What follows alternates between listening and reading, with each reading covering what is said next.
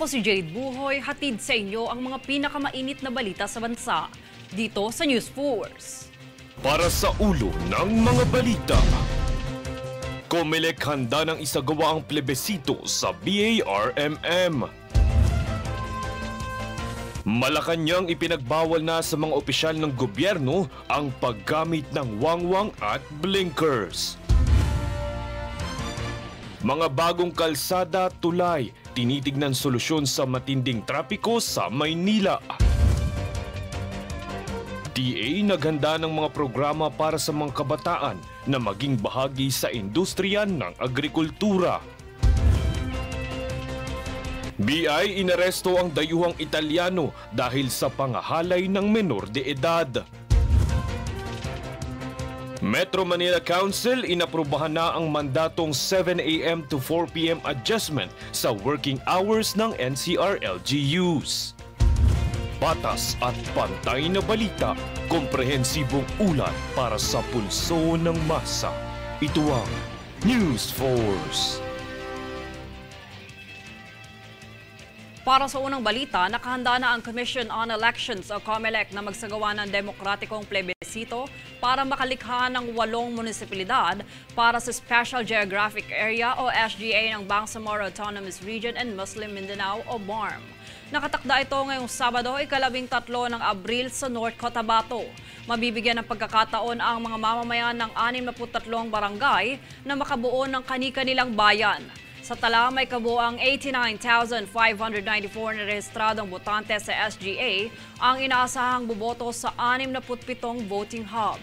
Magsisimula ang botohan mula alas 7 ng umaga hanggang alas 3 ng hapon na susundan ng agarang pagbibilang ng boto.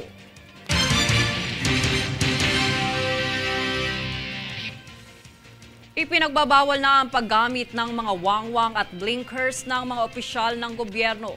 Ito ay matapos mag-issue ang Administrasyong Marcos ng Administrative Order No. 18. Ayon kay Pangulong Ferdinand Marcos Jr., ang hindi otorisadong paggamit ng wangwang, blinkers at iba pang flashing devices ay nakakadulot ng abala sa trapiko at peligroso.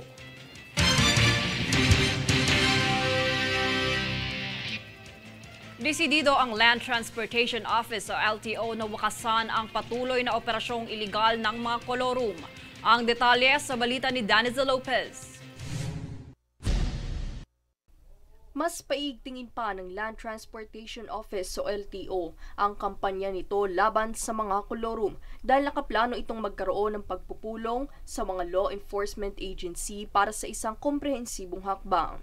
Sa pagpasada ng mga kolorum na sasakyan ay naapektuhan nito ang 30% ng kita ng mga lehitimong transport operator, kung kaya't mas tinutukan ito ng ahensya nitong mga nakalipas sa taon at pinalakas ang anti-kolorum drive. Pagbabahagi ni LTO Chief Vigor Mendoza II, makikipag-ugnayan din ito sa Philippine Ports Authority o PPA, Philippine National Police o PNP at Philippine Coast Guard o PCG upang paigtingin ang aksyon na matuldukan ang iligal na operasyon ng mga kolorum. Danizel Lopez nag-uulat para sa One Media Network. Samantala, isang Pilipina ang di umano'y biktima ng mail order bride scheme ang lumantad at isinalba ng Bureau of Immigration o BI sa Ninoy Aquino International Airport o NAIA kamakailan. Payag ng biktima ang pekeng kasal ay naganap sa isang travel agency sa Maynila kung saan nagbayad sila ng 100,000 piso para makakuha ng marriage certificate at magtungo sa bansang China. Ayon kay BI Commissioner Norman Tansinco, ang modus na ito ay hinihikayat ang mga babaeng nagnanais magtrabaho abroad, ngunit sa maliit na halaga lamang o di kaya'y hindi mababayaran. Sa kasalukuyan, itinungo ang biktima at kanyang pseudo-husband sa Interagency Council Against Trafficking para sa higit pang investigasyon.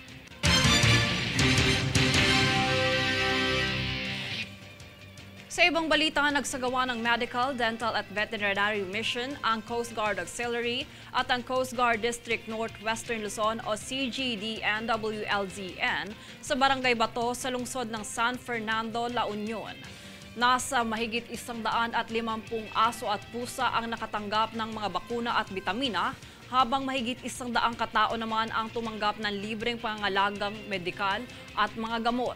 Ayon sa CGD-NWLZN, ang kaganapan na ito ay kasabay ng isang blood donation drive na naglalayong magdagdag kamalayan sa kahalagahan ng donasyon na hindi lamang tutulong sa mga individual at na nag-donate, kundi pati na rin sa mga lubhang nangangailangan nito sa oras ng mga emergency sa mga lokal na komunidad.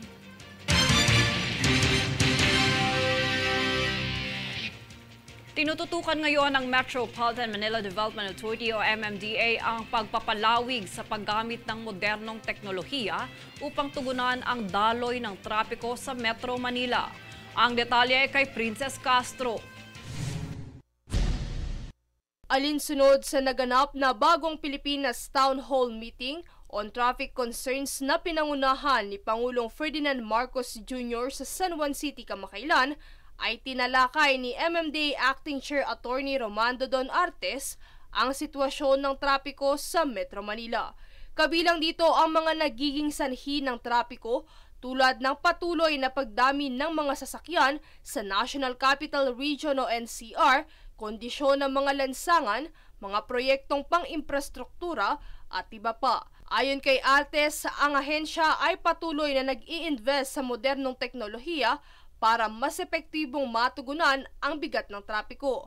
Kabilang sa kanyang nabanggit ay ang pag-i-integrate ng artificial intelligence at intelligent transport systems sa communications and command center at paggamit ng mga CCTV para sa mas maayos na real-time monitoring. Bukod dito ay plano rin ng MMDA na mag-install ng solar-powered street lights sa mga pangunahing kalsada para maging ligtas ang mga motorista sa gabi.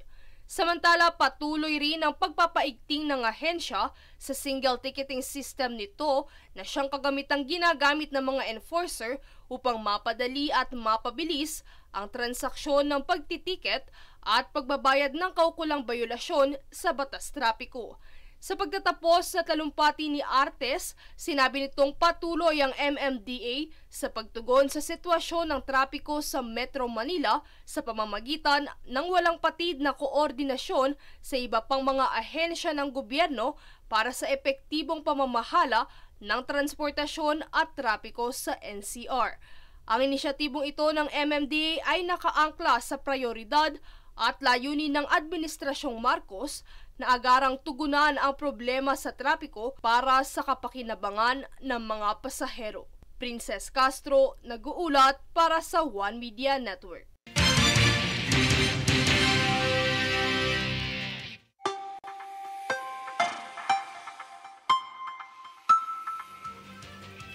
Pinag-iingat ng Philippine Atmospheric, Geophysical and Astronomical Services Administration na pag-asa ang publiko sa posibleng 44 degrees Celsius na heat index hanggang katapusan ng linggo.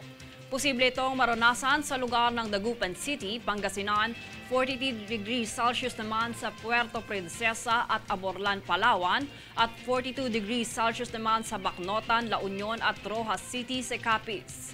Kaunting kalaman ang heat index na naitala mula 42 degrees Celsius hanggang 51 degrees Celsius ay nagpapahiwatig ng napipintong panganib kung saang posibleng makaramdam ng heat cramps, heat exhaustion at heat strokes sa mga panahong ito.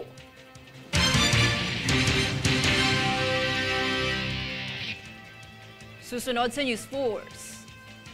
PBBM inilahad na nananatili sa katapusan ng Abril ang petsa ng palugit para sa PUV consolidation.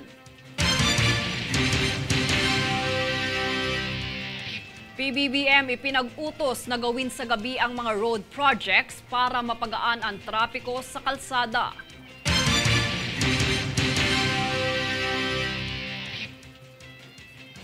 Mga bagong tulay at kalsada tinitingnang solusyon sa matinding trapiko sa Maynila. Manatiling nakatutok para sa higit pang mga balita sa pagbabalik ng News Force.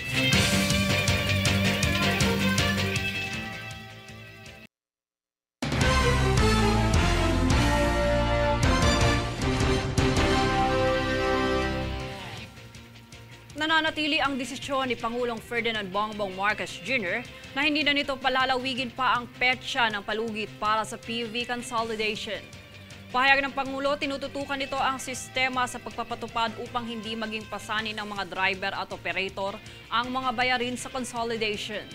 Ang petsa ng palugit para sa PV consolidation ay nananatili pa rin sa katapusan ng Abril 30 ngayong taon.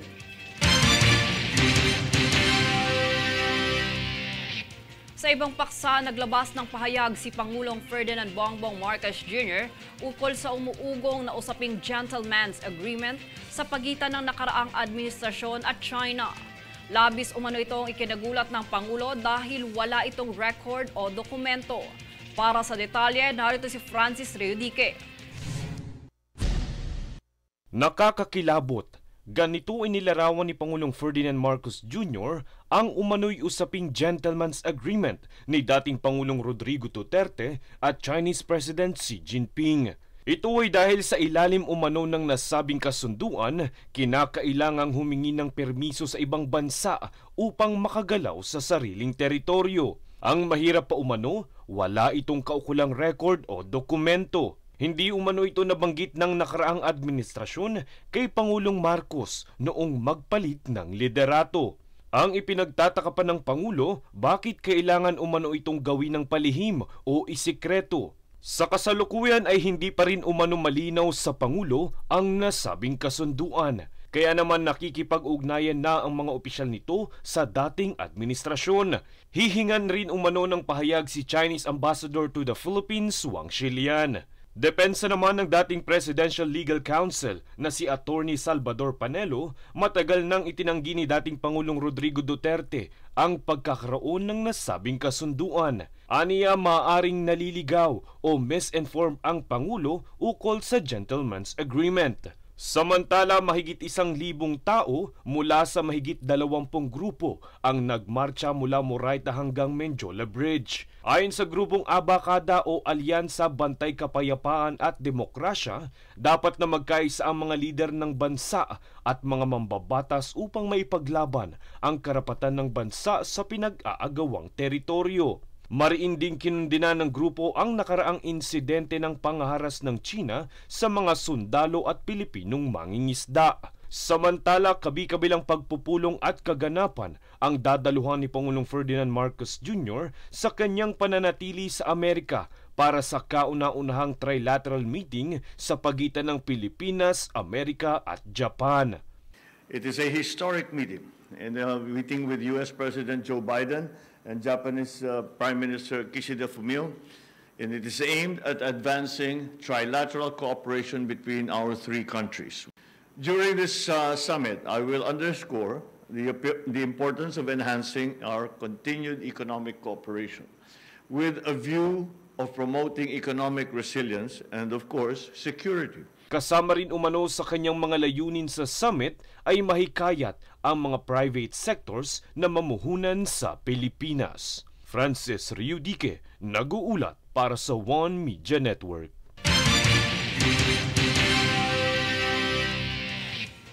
Sa ibang usapin pa ay pinag-utos ni Pangulong Ferdinand Marcos Jr. na gawin na lamang sa gabi ang pagsasaayos ng mga kalsada. Ito umano ay upang maibsan ang bigat ng daloy ng trapiko sa lansangan. Para sa detalye, narito muli si Francis Reudique. Upang mapagaan ang daloy ng trapiko sa mga kalsada, ipinag-utos ni Pangulong Ferdinand Marcos Jr. na sa gabi na lamang gawin ang mga roadwork projects. Aniya, wala naman umanong gaanong mabigat na traffic kapag gabi. Hintayin na lamang umano sumapit ang gabi bago ipagpatuloy ang pagsasaayos ng mga kalsada, lalo na kung maraming dumadaan sa naturang lansangan. Ito rin umano ay upang maibsan ang hirap ng mga commuters na nauubos ang oras kakahintayin ng masasakyan. Ito ay dahil ibinahagi ng Pangulo na sa tuwing alas 12 ng gabi siya nakakauwi ay marami pa rin ang nakikita niyang pasaherong naghihintay ng masasakyan. Samantala, isa pa sa mga naging solusyon ng Administrasyong Marcos ay ang pag-adjust ng working hours ng mga empleyado ng mga local government units sa NCR. Mula sa dating 8 a.m. to 5 p.m. na working schedule ay magiging 7 a.m. to 4 p.m. na. Ito ang itinakda ng Metro Manila Council na magiging epektibo sa Lunes, April 15. Francis Riudique, nag-uulat para sa One Media Network. Kaugnay pang ulat, tinitignan ng Department of Public Works and Highways o DPWH ang ilang malalaking proyektong kalsada at tulay upang maibsan ang matinding trapiko sa Kamaynilaan. Isa rito ang kinokompletong main line ng 18 kilometrong Metro Manila Skyway Stage 3 na inaasahang makakabawas sa oras ng biyahe, kung saan magiging 15 hanggang 2 minuto na lang mula sa dating 2 oras na biyahe mula Buendia hanggang Balintawak. Marami pang nakaambang proyekto ng kalsada at tulay ang inaasahang makumpleto ngayong taon bilang bahagi ng Traffic Decongestion Program ng ahensya.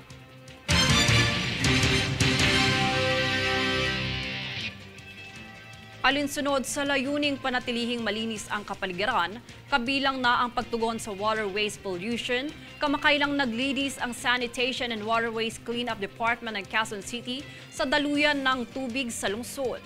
Kaugnay nito ang nagpaalala muli ang lokal na pamahalaan ng Q-Citizen na huwag magtapon ng basura sa mga ilog, sapa at estero upang maiwasan ang mga sakit at sakuna na maaaring maging dulot nito.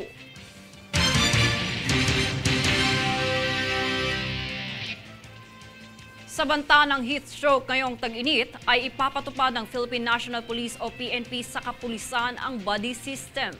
Yan ang balitang hatid ni Danizel Lopez. Bilang pag-iingat sa banta ng heat stroke ngayong matindi ang init ng panahon, ay ipapatupad ang buddy system sa kapulisan. Ito'y alinsunod sa utos si Philippine National Police o PNP Chief General Romel Francisco Marbil sa lahat ng regional director upang maiwasan ang mga sakit na dulot ng tag-init. Ang matinding init na nararanasan ngayon ay maaaring magdala ng heat stroke, heat cramps at heat exhaustion, kung kaya't pinagdodoble ingat ng Department of Health o DOH ang publiko ukol dito. Sa kasalukuyan ay nakatuon ng PNP Health Service na mag-ikot sa mga himpilan ng pulisya upang tingnan ang kalagayan ng mga tauhan nito. Patuloy naman ang paalala sa mga pulis na manatiling hydrated sa lahat ng pagkakataon. Danizel Lopez, nag-uulat para sa One Media Network.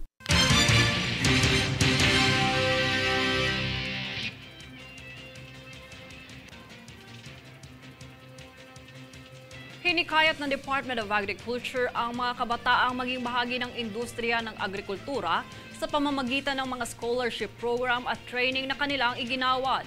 Alamin ang ibang detalye sa balitang ito.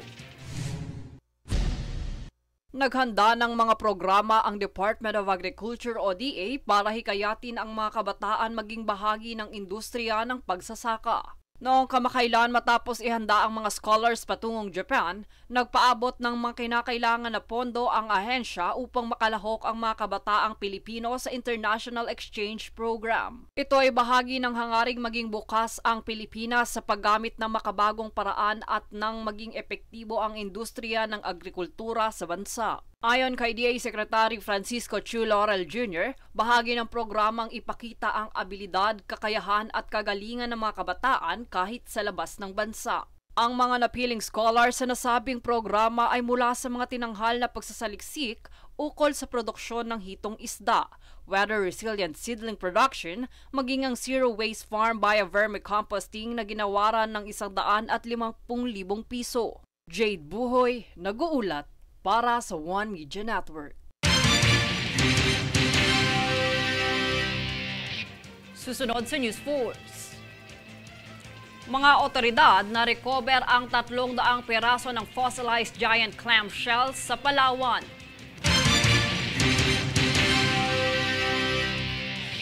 BI inaresto ang dayuhang Italyano dahil sa pangahalay ng minor de edad.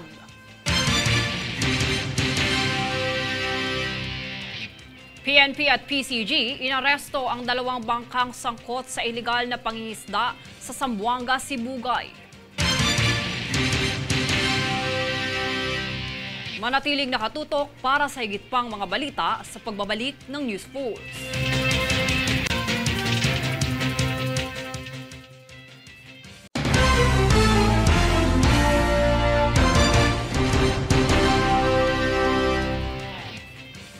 Na-recover kamakailan ng Coast Guard District Palawan o CGD-PAL kasama ang iba pang otoridad ang 300 peraso ng fossilized giant clamshell na mas kilala sa lugar bilang taklobo, na may tinatayang timbang na 3,000 kilo mula sa baybayan ng Dipulunggit Island, Barangay Concepcion sa Busuanga, Palawan. Ayon sa CGD-PAL, natagpuan nila ang mga taklobo sa ilalim ng mga nakatagong lambat at sa hindi agad na makikita ng mga lugar ng mga tao. Matapos nito ay investigasyon na ang inilunsad ng Palawan City Council for Sustainable Development Wildlife Enforcement Office upang matukoy ang mga posibleng salarin sa ipinagbabawal na aktibidad. Agad na rin itinurn-over ng mga otoridad ang mga fossilized giant clamshell sa LGU ng Barangay Concepcion para sa pag-iingat at tamang disposisyon.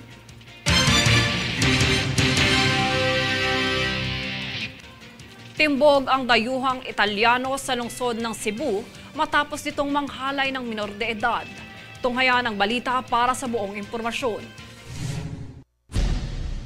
Inanunsyo ng Bureau of Immigration o BI ang pag-aresto sa dayuhang Italyano dahil sa salang panghahalay ng minor de edad sa bansang Roma.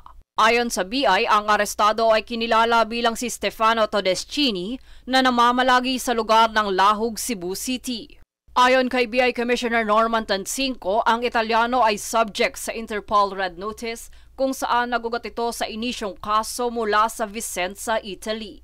Doon napag-alaman na napatawa na ng kaso ukol sa panggagahasa at pagtatangkang mangmolestya sa menor de edad ang kinaharap ni Todeschini. Dagdag pa rito, paso na rin ang visang mayroon ang arestado dahil ito'y expired na noong Mayo ng taong 2017. Pahayag ni Tancinco, patuloy na babantayan ng ahensya ang mga dayuhang kriminal na pagbayaran ang kanilang mga kasong kinasasangkutan na nagtatago sa bansa. Matapos ang pag-aresto, dinala sa BI Warden Facility ng Camp Bagong Diwa sa Taguig City ang dayuhan para sa kanyang nalalabing deportasyon. Jade Buhoy, nag-uulat para sa One Media Network. Noong ika-8 ng Abril ay 2 motor bangka na sangkot sa ipinagbabawal na pangisda o tinatawag ding hulbot-hulbot ang naharang ng Coast Guard District Southwestern Mindanao o CGD-SWM sa karagatan ng Olutanga, Zamboanga, Sibugay. Sa nasabing joint anti-illegal fishing operation ay nakipagtulungan ang CGD-SWM sa Philippine National Police at lokal na pamahalaan ng Olutanga. Ayon sa Coast Guard, ang ilegal na pangingisda ay hindi lamang nagbabanta sa pagpapanatili ng yamang dagat, kundi naglalagay din ng panganib sa buhay ng mga tao.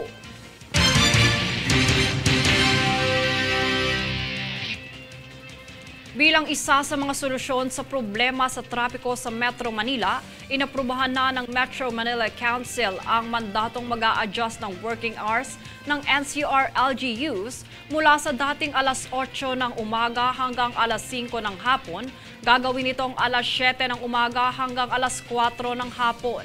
Alamin ang iba pang detalye sa ulat ni Princess Castro.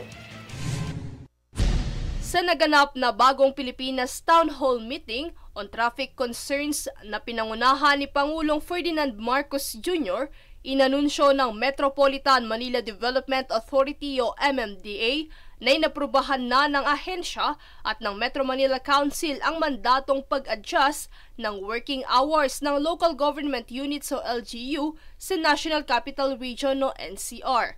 Mula sa dating alas 8 ng umaga hanggang alas 5 ng hapon na pasok, mapapaaga na ito ng mula alas 7 ng umaga hanggang alas 4 ng hapon. Ang MMDA Resolution No. 24-08 ay pinatupad upang mabawasan ang trapiko tuwing rush hour. Samantala, sisimula ng pagpapatupad nito sa Lunes, 15 ng Abril, kasabay ng pagpapatupad sa pulisiyang nagbabawal sa mga electronic vehicles at mga kaugnay na sasakyan na dumaan sa mga pangunahing daanan sa Metro Manila sa bisa ng MMDA Regulation No. 24-022 Series of 2024. Bukod dito ay sinisimulan na rin ng ahensya ang pag-aaral sa pagpapabuti ng Metro Manila Accident Reporting and Analysis System upang mapabilis ang pagtukoy kung saan madalas na mangyari ang mga aksidente kabilang na kung gaano ito kadalas at ang solusyon. Princess Castro, nag-uulat para sa One Media Network. At narito ang recap ng mga nagbabagang balita ngayon. Para sa ulo ng mga balita. Comelec handa ng isagawa ang plebisito sa BARMM. Malacanang ipinagbawal na sa mga opisyal ng gobyerno ang paggamit ng wangwang at blinkers. Mga bagong kalsada, tulay, tinitignan solusyon sa matinding trapiko sa Maynila. DA naghanda ng mga programa para sa mga kabataan na maging bahagi sa industriya ng agrikultura. BI inaresto ang dayuhang Italyano dahil sa pangahalay ng menor de edad. Metro Manila Council inaprubahan na ang mandatong 7 a.m. to 4 p.m. adjustment sa working hours ng NCR-LGUs. Patas at pantay na balita, komprehensibong ulat para sa pulso ng masa. Ito ang News Force. At yan ang pinakamainit na mga balita ngayong araw. Manatiling nakatutok sa aming mga ulat at update sa aming Facebook page, facebook.com/OneMediaNetwork. Ako si Jade Buhoy at ito ang News Force.